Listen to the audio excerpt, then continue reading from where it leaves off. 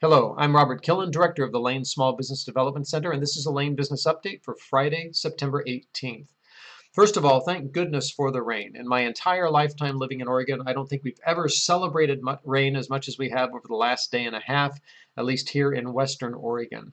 Today I want to talk about wildfire relief resources. These are financial resources that can help you recover if you've experienced physical damage as a result of this catastrophe. It's important to understand that the process for accessing these resources is different, and in some cases very different than with COVID.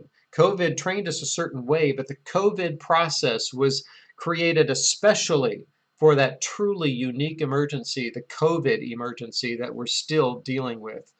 Wildfire is different and the process is different. So here are the steps. First, obviously you want to take care of yourself and your family. Make certain that you have the resources you need. Hopefully you've got shelter and food and everything you need to keep moving forward. If you don't, please reach out to me and I will put you in contact with the organizations set up to help you.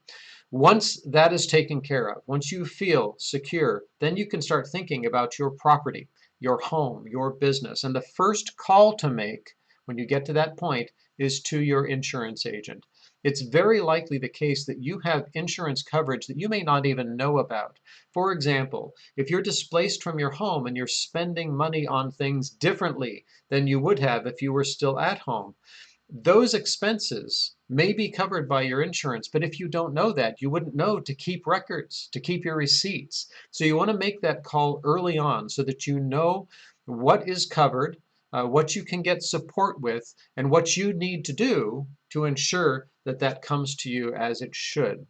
The second call you want to make is to FEMA. You want to apply for FEMA assistance, and there's both a phone number and a website that you can go to make that happen. It's critical to do this because the federal resources that may be available to you through FEMA and through the SBA, which we'll talk about in a second, they only are available after you've applied for assistance because they have to verify your address. They have to verify that you're in the location of a disaster.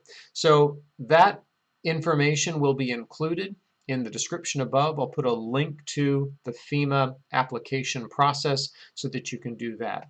Then, once you've done that, FEMA may have resources available to you directly. Once those are used up, the third option, the third step, is the SBA. Now, everybody thinks of the SBA as first in line now. It's important to understand that traditionally, and in this case with wildfire, the SBA is not a first call for a disaster loan. The SBA is actually the last call. The traditional application for an EIDL is not that simple web page application that everybody filled out this time. It is a much more involved application, and you're going to have to prove a few things. You will have to prove that you are registered through FEMA and that they have certified that you are eligible for federal relief. And in addition, the SBA will require that you have reached out to other organizations and searched for credit elsewhere. So obviously this is extremely different. It is the opposite of what we experienced with COVID, but that is the reality with SBA disaster relief loans. It is the last resort. It's not the first resort. So I wanted to bring these to your attention so that you do know it is a different process. I don't want you to go to the SBA and then get confused because they're telling you to go elsewhere. I want you to understand that beforehand so you don't get frustrated by the process.